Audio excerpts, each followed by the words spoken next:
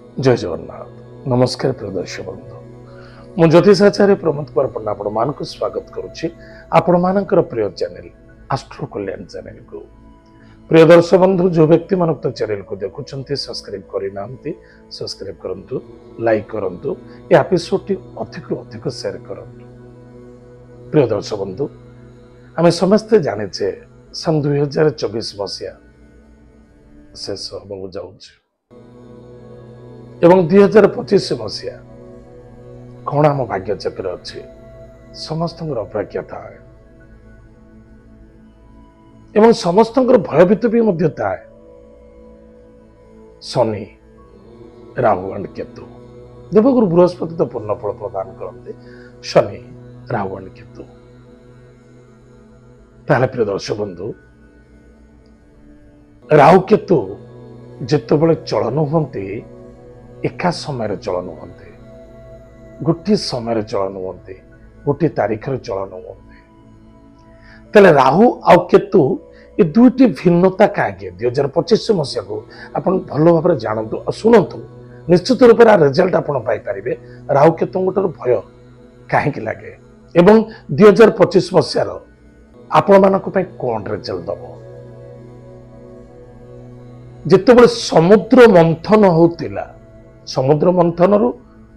जो चलता देवता राक्षस माने समुद्र मंथन करुले से अमृत बाहरी विभिन्न प्रकार लक्ष्मी बाहरी बहुत किसी बाहरी जो अमृत बाहरी देवता एवं राक्षस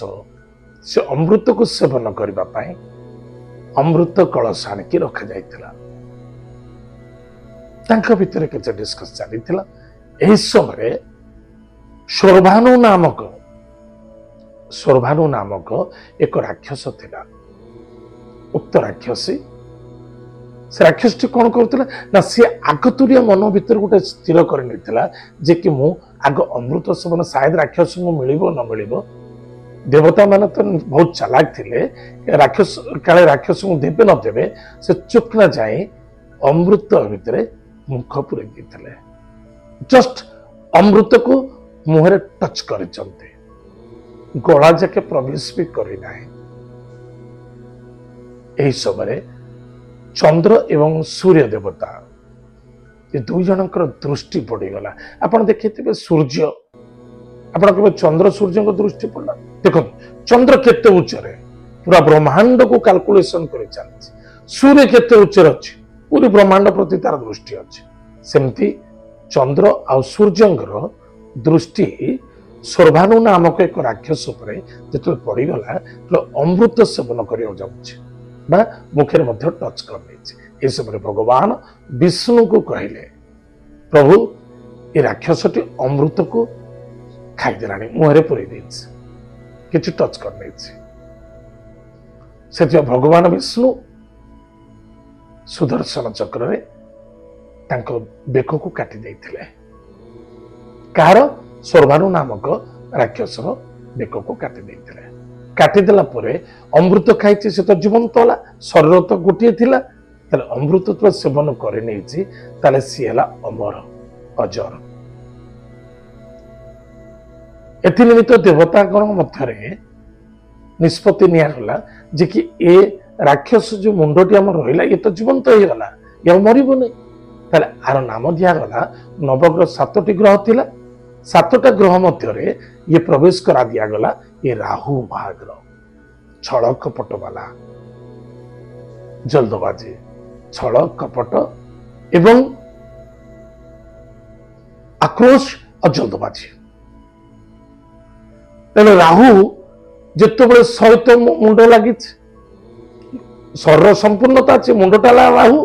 तेरे गंडी कौन हम बेक ठार लांज पर्यंत कौन हम स्था ना दिगला केतु कर्महीनता जो किसी कर्म दक्षता ना कारण बेक ठारू आप देखुना बेक ठारू लांज पर्यंत तार रहा हाथ चलुनी गोड़ चलुनी किसी चलुनी ज्ञान शून्यता ही गोटे पड़ी ताना केतु मन रखी था जिते राहु आ केतु चलती या छायाग्रह बोली कहुए राहु जो स्थान रुहति से स्थान से कर्म देखा दिखते केतु जोटी था जेकोसी ग्रह सपोज चंद्र सभा 2 दिन आसला टच कर दी चलीगला से चंद्र रेजल्ट देवे मंगल आसला मंगल रेजल्ट देवे बुध प्रवेश कला बुध रेजल्ट देवे बृहस्पति प्रवेश कले बृहस्पति रेजल्ट देवे एनिमित्त सबुठ बड़ जिनस राहु केतु को जो भयावित होचे यार मुख्य कारण होचे हमर मन केतु है किए प्रेत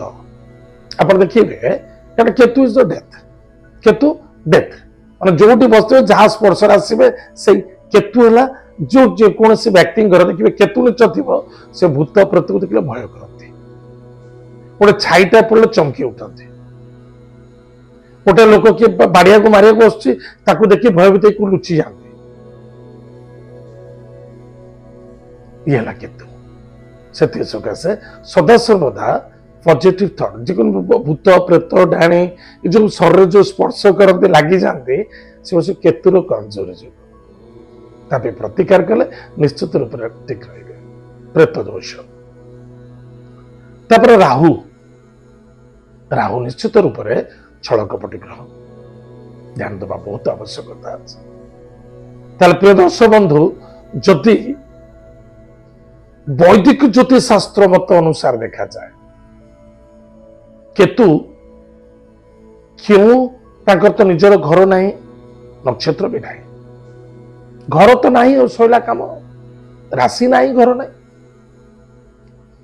किंतु जेहेतु देवता माने राशि गणित करते ग्रह भितर गणित कर निश्चित रूप से सपोर्टेड किए करते ना बिछा राशि एवं धनु राशि ये दुईटा गृह केतु सदा सर्वदा बलवान आ उच्च फल प्रदान करते मन रखिता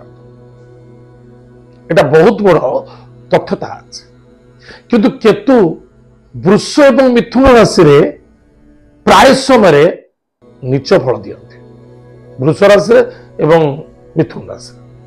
बहुत नीच फल दियते जो व्यक्ति जन्म जातक देखिए वृष नचेत मिथुन रे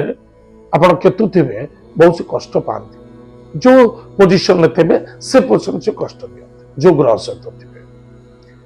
देवगुरु बृहस्पति जदि दृष्टि केतु ग्रह पर पड़ जाए ताले जानिबे जे से व्यक्ति तार सिक्स सेंस बहुत हाई लेवल होता है बहुत बड़ ज्योतिष वैज्ञानिक रिसर्च जंत्र तंत्र मंत्र आप बहुत रिसर्च करते आ बहुत इच्छा शक्ति थाए एवं बहुत सफलता पाई प्रिय दर्शक बंधु आज आम निश्चित रूप विस्तार रूप जानिले राहु केतु विषय राहु केतु को प्रतिकार कौन करवा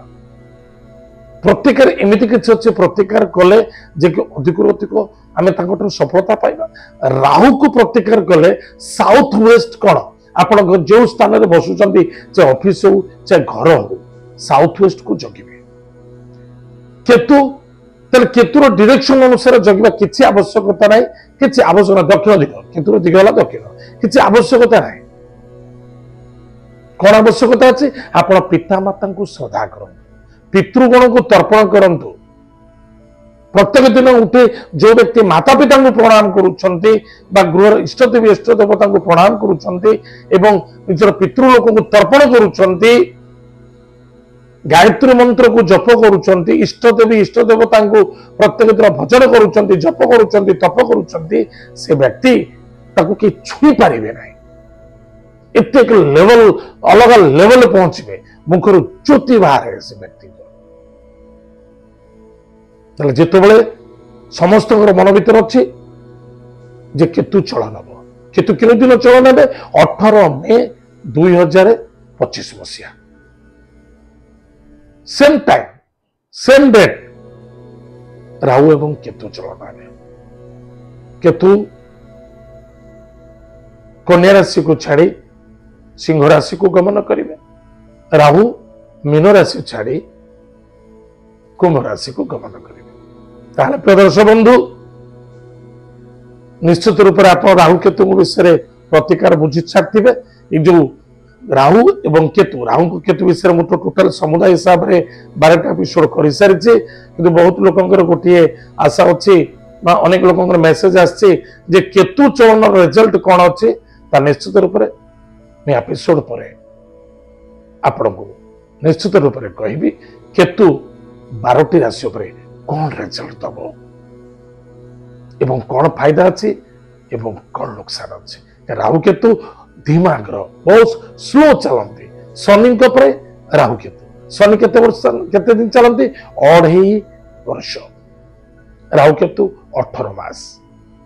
ताहले 2025 मसीहा